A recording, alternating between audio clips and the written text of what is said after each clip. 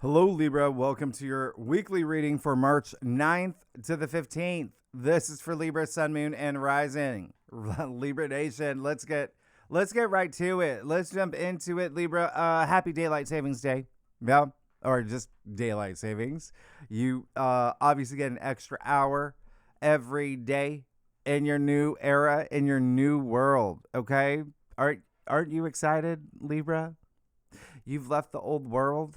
It's gone. It's gone. Okay. There's no Tower of Records, no phone cards, there no paper money, no Blackberries. You're in your new world now. All right. Remember, we had the Great Reset, the Great Awakening, the Great Shift, all of that. February 20th. So yeah, you're still acclimating. You're going through your big rebirth to the new you. To the new you. Especially, listen, remember over the weekend before you move into this week, you had some really, really big aspects. You had Venus conjunct Saturn, Mercury Cazimi, you had Mercury trine Jupiter all over the weekend. They're spilling into this week, those energies. All right. So keep that in mind. There's some big things happening for you. You're going to experience some change this week, some dramatic change. All right. Remember, these right here, these are potent AF. And you're a caterpillar, Libra. There are 4 stages to becoming a butterfly. You remember this from middle school. I know you do. And so you already went through the Saturn-Neptune conjunction last month. That was the cracking of the egg. You're in stage 2 this week. You're going to be laying the groundwork, building your bridge to the new you as part of your spiritual growth. Of course, we're in Pisces season. And yeah, things may be a little bit confusing with Mercury retrograde. You might feel like you're going in circles, maybe, hitting some walls or dead ends. And that can actually feel, remember, Mercury already doesn't do well in Pisces, but that can feel even more strange this week because your consciousness is expanding. So just use this week as reflect. Okay. Don't resist change. Don't fight any setbacks. Take this time to reflect and focus on you. I mean, we are in Pisces season. That rules your 6th house of your daily routines, your health, self-improvement, work. There's got to be a lot of things that you're going to reassess and review as well as rethink. And remember, it's not limited to that. There's so many other things happening, right? So it could be your, friends. It could be your lover. It could be your passions. What brings you joy? What feels right? All right. Because next week, yeah, that's stage 3. And it is that cluster of days around March 20th. You got the equinox. You have the new moon. You got all planets going direct. So use this week to get to the point you trust the bridge that you're building toward your new you. All right. Ask yourself, is my foundation set? Is it stable? Is my heart fully invested? What is on the other side of the bridge? How badly do I want it? And how good will it feel when I get there? All right. Because stage 4, yeah, that's April. That's April. Oh, just wait. That you're going to have full clarity. You're going to have this solid ambition. You're going to be in a new place in your life with love and marriage and relationships. Yeah. Oh, yeah. We're moving into Aries season. Oh, yeah. Don't forget, we also have a 7-planet stellium in Aries in April.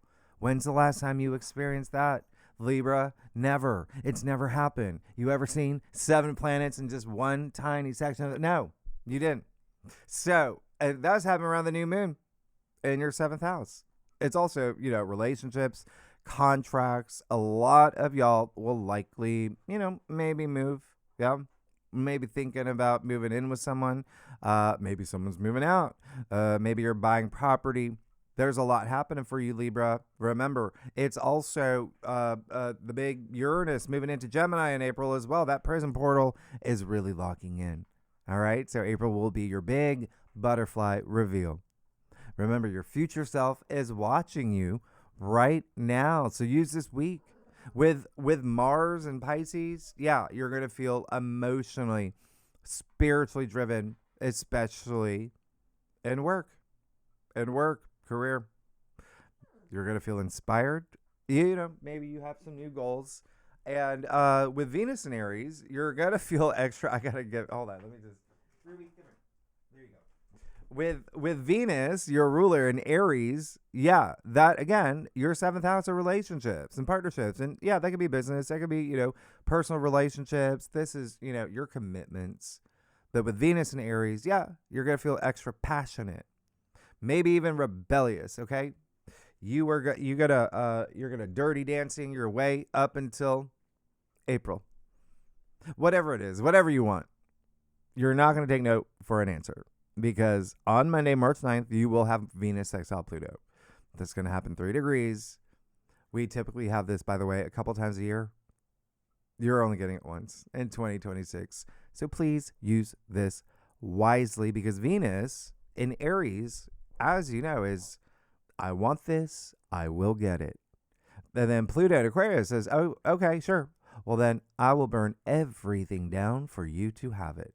So there is intensity with this aspect. Pluto is power. Pluto has depth. He transforms. Pluto is a planet of transformation. In Aquarius, that's your 5th house. Oh, fireworks, for sure.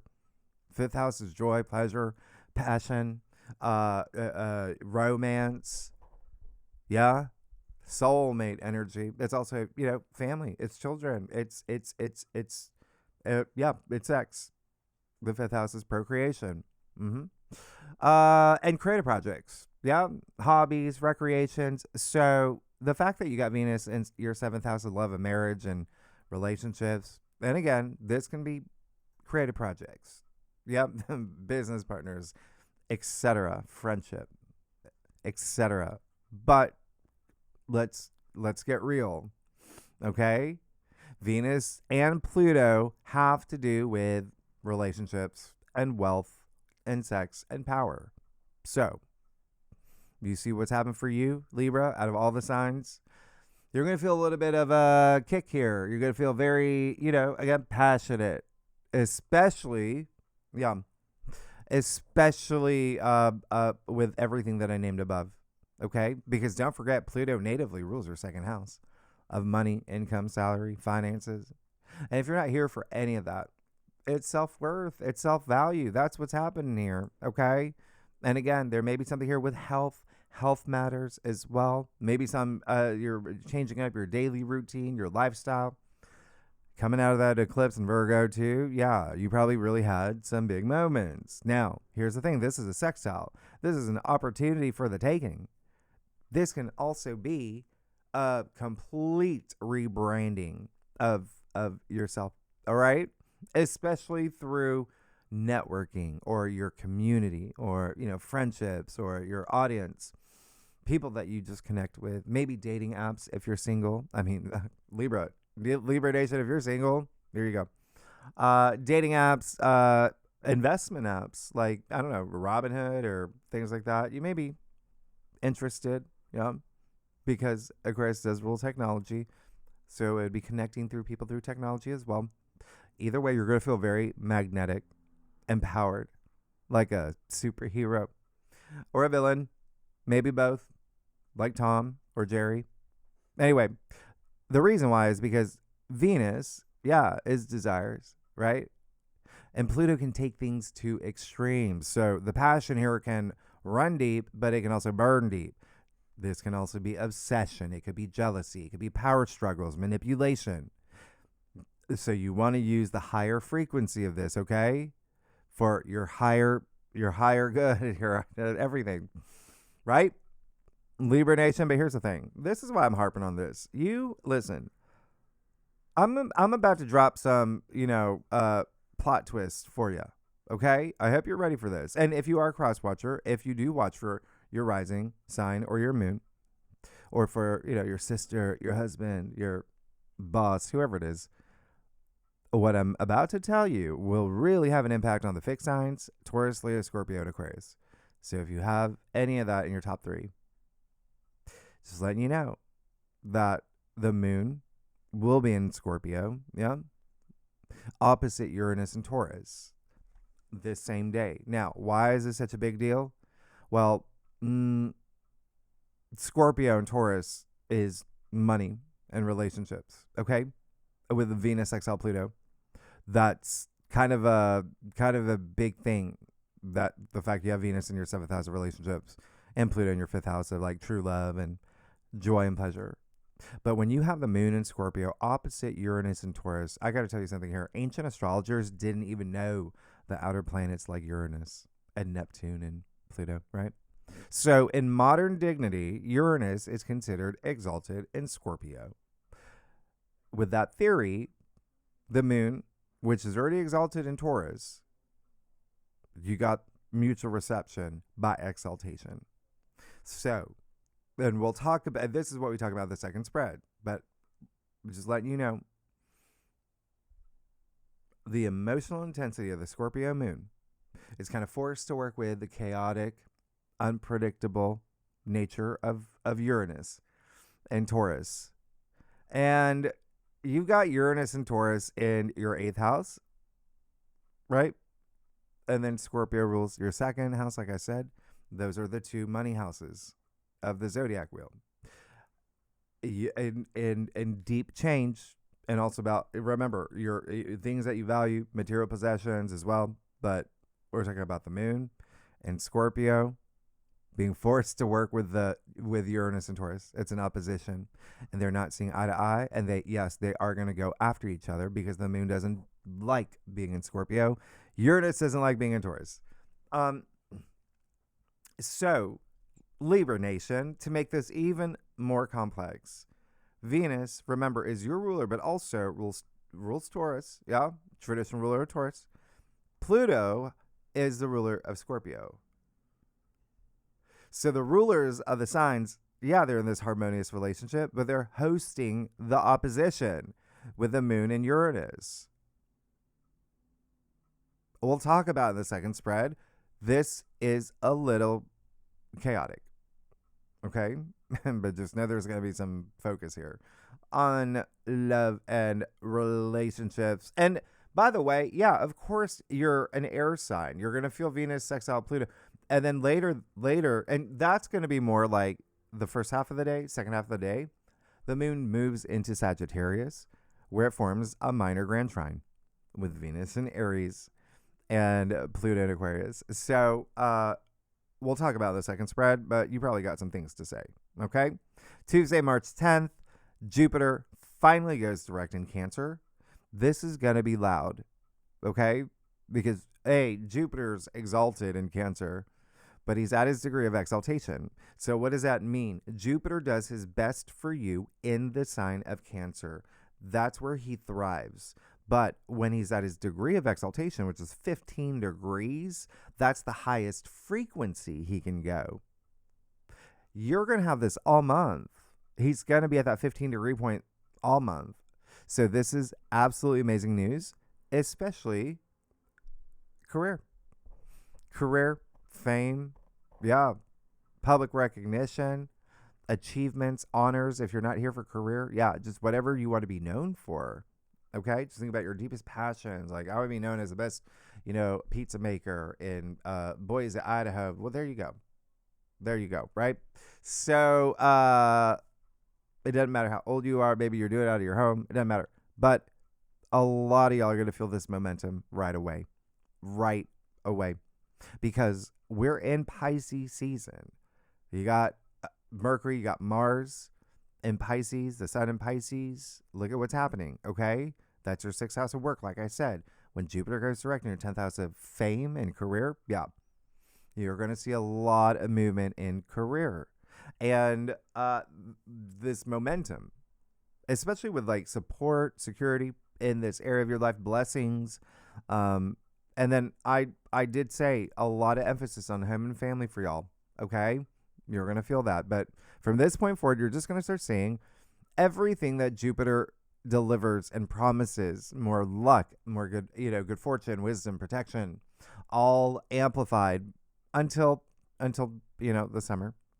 And remember what I said, by March 20th, next week, all the planets will be direct, and that will be until May. You will see things move. All right?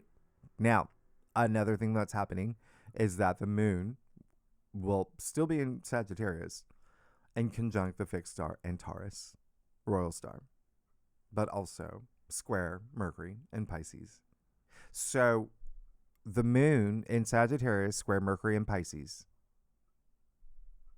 You got the two signs that Jupiter rules, yeah, the day he goes direct.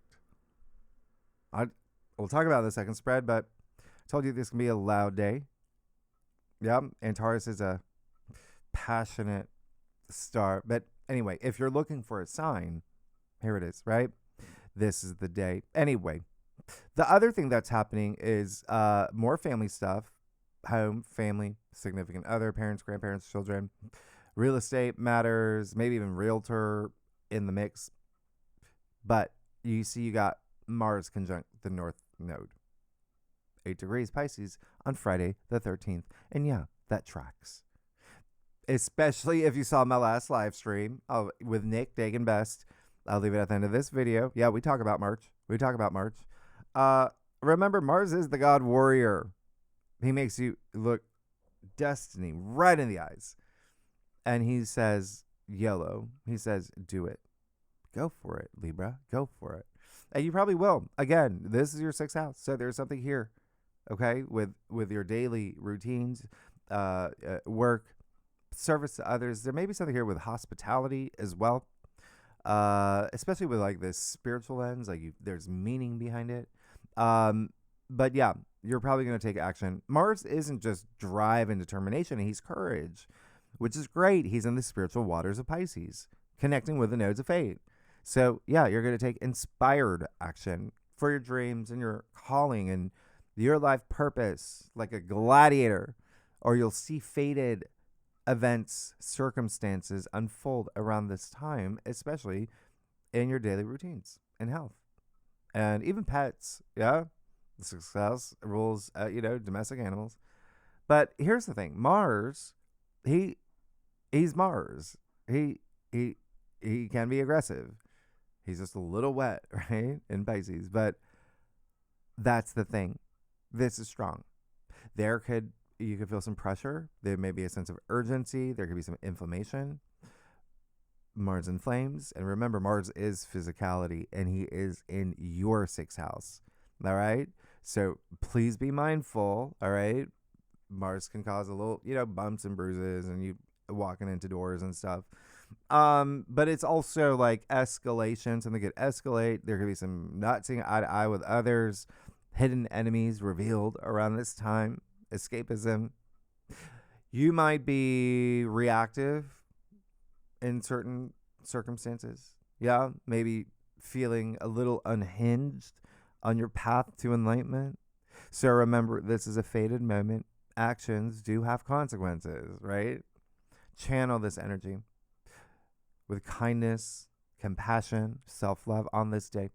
Have faith in yourself to be karmically rewarded. Remember, karma literally means action in Sanskrit. There may be something around this day where with Mercury retrograde, yeah, there may be something that you rethink about your path forward. Maybe something has to change. All right? Just be, present, be aware, and just do, right? The only person who doesn't make mistakes is a person who does nothing. And remember, this is a 19-year cycle, all right? If you want, you can think about what happened around April 24th, 2007. All right? The last time we had this, and give it a week, okay? April 24th to the end of the month. Give it some time, right? But you might remember what happened around this time. A lot of y'all could have had some big moments, changes with career, with your profession, with your job, or your daily routines, or something with like health. Health matters. Like I said, some of y'all could have gotten a dog or a cat. You might really remember what happened around this time, because I actually went back and I looked at the chart and I'm like, oh, interesting. We had a mutable grand cross, two oppositions squaring each other. Intense. Like you can't find your center of gravity intense. So obviously the sky chart's very different now, all right? But consider it like an echo, all right? And the reason I really bring this up, remember, it's a 19-year karmic cycle. So around this time, you possibly could be clearing up something from around that time, okay? Karmically, spiritually, it will be the mutable signs. Gemini, Virgo, Sagittarius, Pisces. I'm throwing in Scorpio. I'm throwing in Cancer. That will feel this the most. If you have any planets 6 to 10 degrees in any of the mutable signs, yeah, the first four, in your natal chart, then yeah, again, those planets will be aspected. You'll really feel this. Now, another thing that is happening that I kind of want to call to your attention, there's going to be, I'll just tell you, that night we will have the moon opposite Jupiter, okay? The moon in Capricorn opposite Jupiter in Cancer, FYI. So there may be something here. You may have some demands or needs that you're going to have to address, all right? Libra, just let you know. Those are two cardinal sides. You're going to feel that. Anyway, but actually, you know what? The moon will sextile the sun too, which is really great. It was like discipline with your vision. Anyway, Sunday, right? Sunday.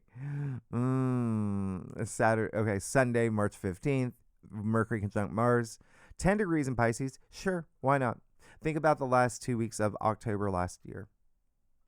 We had a series of these, Mercury Mars conjunctions, which honestly they don't happen as frequently as we've been having it.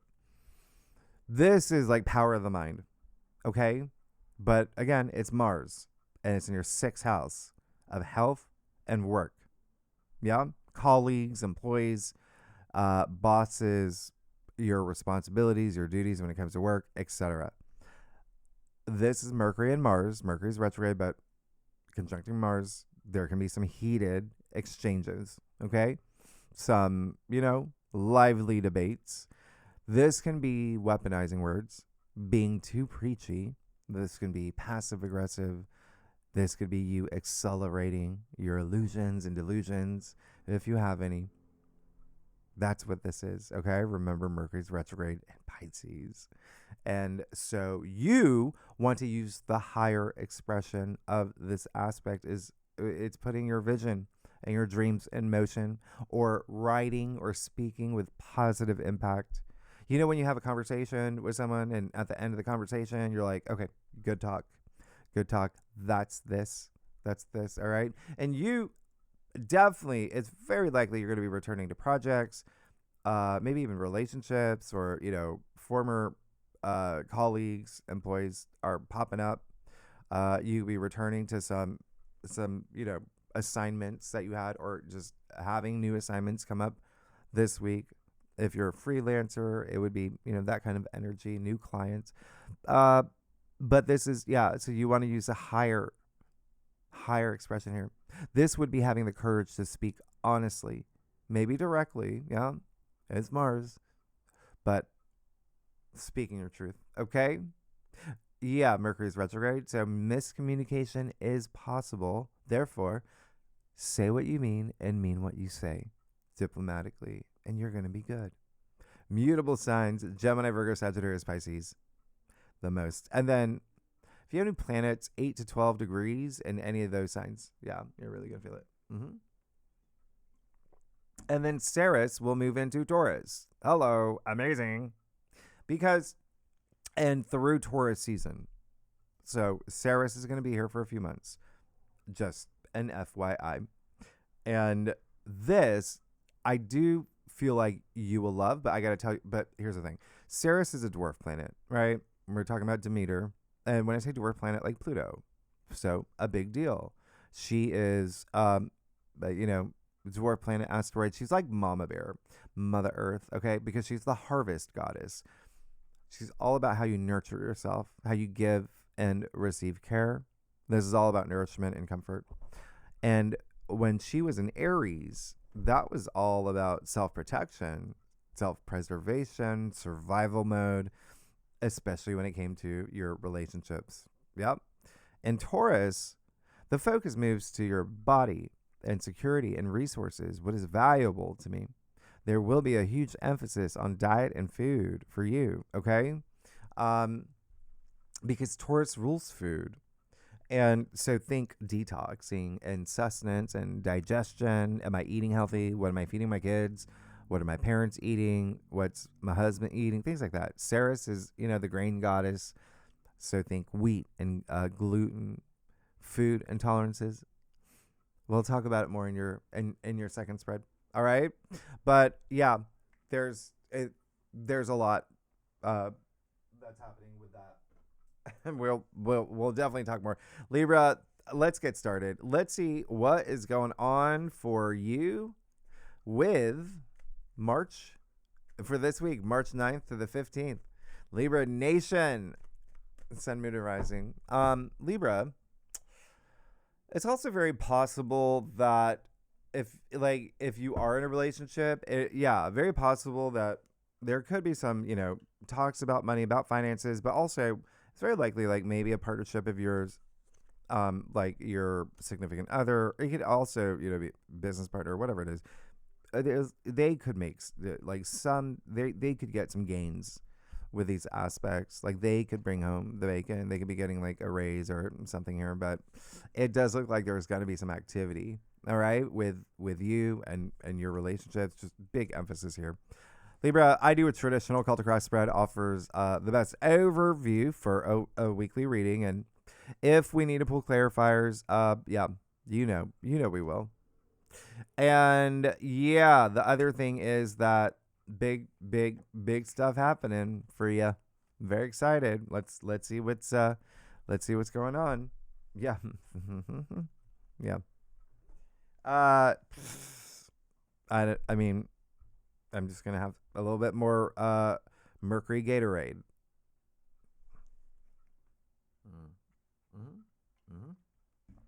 You'll get you won't. I'll give you that. You're also gonna get these people. I have no idea who they are, by the way. If you know who these people are, let me know. Anyway, you're good. You're good. Okay. And when you get me this close to saying you got the Two of Pentacles, yeah, like I said, there is going to be some focus and emphasis on money and finances, wealth, maybe even, deciding between two opportunities, deciding the path that you're on is like, I think I'm going to go in a different path. And so it's up to you. This is all up to you. It's a two. It's, there's, duality here. Sure. But this is all about prioritizing, okay? And so, good for you. Prioritize. And a lot of this is going to have to do with, reassessing things. It's also one of those weeks, when you got Mars on the North Node, there's some, fated events that could be happening. But the Two of Pentacles has a little bit of imbalance, and you're the sign of balance. So that's why I know that I don't even have to talk about this. Like, you need that balance and you're the scale. And so whatever feels a little bit off or imbalanced, take that time. Okay, you're not into seesaws. Anyway, well, I guess they would be balanced. Yeah, so you could be getting a new offer or even thinking about something, monetizing in a different way. And again, if you're not here for money at all, Pentacles are a physical reality as well, right? So considering Venus conjuncted Saturn in Aries recently, over the weekend, in your 7th house of relationships, you had Uranus very active in your 8th house of deepening your relationships. It could be something with relationships, right? You also have the Four of Wands. So do you see how that just makes sense? Okay. A lot of y'all are going to get married. I think I told you that, right? It's happening. Congratulations, because a lot of y'all already did. That's amazing. That's amazing. Or you're like, now official. You're no longer going steady. You're like official. Like, good for you. But there you go with the 4 Wands. And the heart of your spread. Okay? You got deja vu. You're getting flashbacks. Do you see your monthly forecast? Yeah, I remember. Anyway, 4 Wands. It's you feel free. You're going to feel this week great. Activity in the home space, like I said, but also with work. Like I said, Wands highly associated with work, career. So are Pentacles too. But this is your passions. Wands are your passions. They have the spirit of fire, right? This life force energy. And I love this for you because this card is actually attributed to Venus and Aries, third decan, right? And so that's highly active in your seventh house of relationships and partnerships. All right. You see the couple here. And again, it can be business. It could be you know, I don't know, you take on a new client, get promoted, you're on a new team, whatever it is, right? Because you have so much work stuff, career stuff, profession as well. But either way, it doesn't matter. All this family energy. A lot of y'all, it could be like within the family as well. There could be something here. It's just very cheerful. It's excelente. All right, you're good. You got that 4 of Cups in your challenge area. So 2 things here. One, you're coming out of something where you felt like something was missing. Something's amiss. Something's amiss. Something doesn't feel right. But you're coming out of this. It's like you've discovered what was missing, right? And so it's come through. If not, I mean, this week it will. All right. So let it. Let it. The other thing is, because the 4 of Cups, it is a card of like dissatisfaction, right? So that's the other thing. There is, for some of y'all, very likely there's someone in your life who, you know, they just may not be. There's like, remember, Venus sextile Pluto, everyone's going to feel. There are lower expressions. And what did I say? Like jealousy, obsession, things like that. 12th house matters could be really highlighted as well. I did say like hidden enemies, etc. So there could be just someone that's really, you know, they're like in that meh mode. So you may, doesn't feel strong to me, but just, again, there may be someone you may have to have a conversation with. All right. Just to keep the peace. Yeah. 6 of Pentacles in your crown. You're on a roll. You're good. I mean, speaking of that scale, right? There you go. Okay. This is all about graciousness, gratitude, taking inspired action. It's all about the greater good. All right. For the people that you care about, for people within your world. If you're seeking support, you're obviously going to get it. But you have the 6 of Pentacles. Really great. I love this card. We call him the young Hierophant. Okay. So it's, you know, taking those inspired actions, it's blessings, it's selflessness as well. And that would be part of like the 6th house I was talking about with all this Pisces energy for you. Okay. For you. And so you're going to be in this great headspace. Yeah. That 2 of Wands in the root of your spread. That's fine. That's good. It's this state of processing. It's what I said, like, you know, reflecting before you do move forward. Okay. So it feels like there is something that is with these 2 twos. Yeah. It feels like there's something that you're moving into this week. And you're just processing, you're planning things out. It feels good. You got the world in your hands. Amazing. All right. Another Aries card too, as well, by the way. The sun in your future. The biggest yes in tarot. The sun. Speaking of life force, the thing that gives the 8 billion people on this planet life, right? The sun. So this is great. This is great. This is all about opportunities. It's optimism. It's joy. It is pleasure. It is, you know, great health. It's vitality. You see the wisdom child here as well. Feels free. Something here is really freeing you. But again, it all hinges on this, you know, prioritizing, okay, between 2 things. Now, it is card 19, the sun. And so 1 + 9 = 10. It's almost like, again, like this new you, this rebirth, right? This new path that you're moving down. Let's get to your stuff. Libra, you're good. You're great. Libra Nation. If you like this reading, it'd be great if you like, subscribe, leave comments, share, leave comments. So tell me what's going on.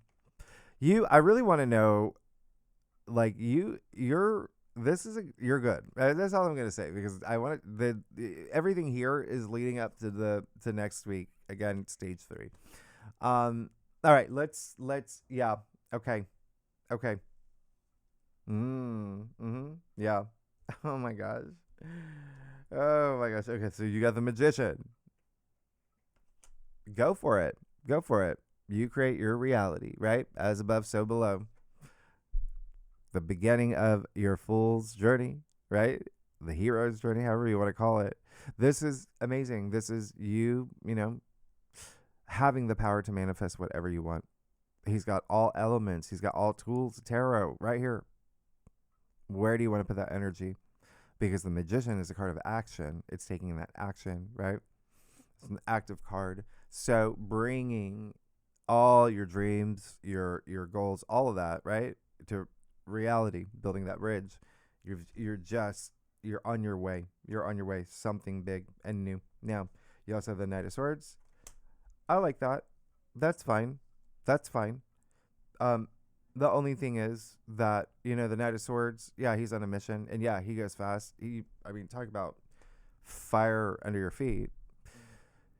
This is someone who has. It just feels like there is a little like impulsive energy when I'm looking at what's happening here, even with with that Seven of Swords and the Four of Cups. So yeah, there may be a little bit of some conversations that you do have that could be a little fired up. There could be someone that's really, they're coming for you. They want to have this conversation, right? They're uh just keep that in mind, all right?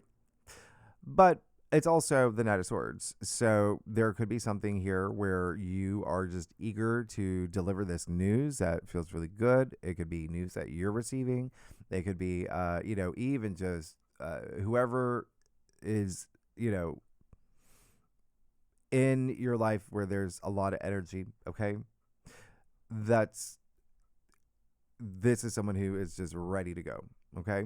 Very courageous, very bold, not afraid to speak his truth.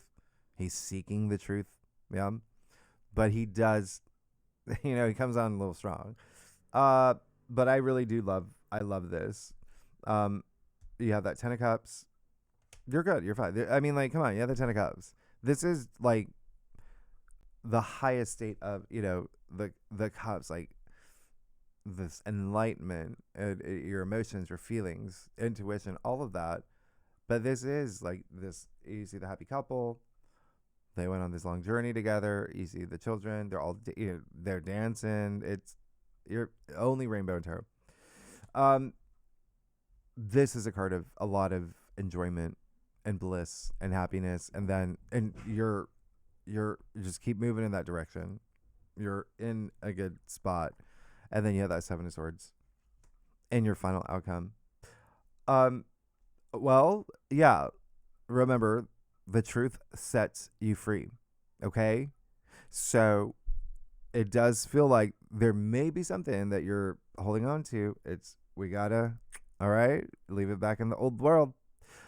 There may be some conversations where you might want to avoid it. You can't this week, all right? You're going to want to work with your karma. And again, think about how good it feels after you have that conversation. Good talk, right? So the Seven of Swords is a little bit of like, yeah, let's be honest with ourselves, or even like admit something. Let's talk, okay? Don't hold things in.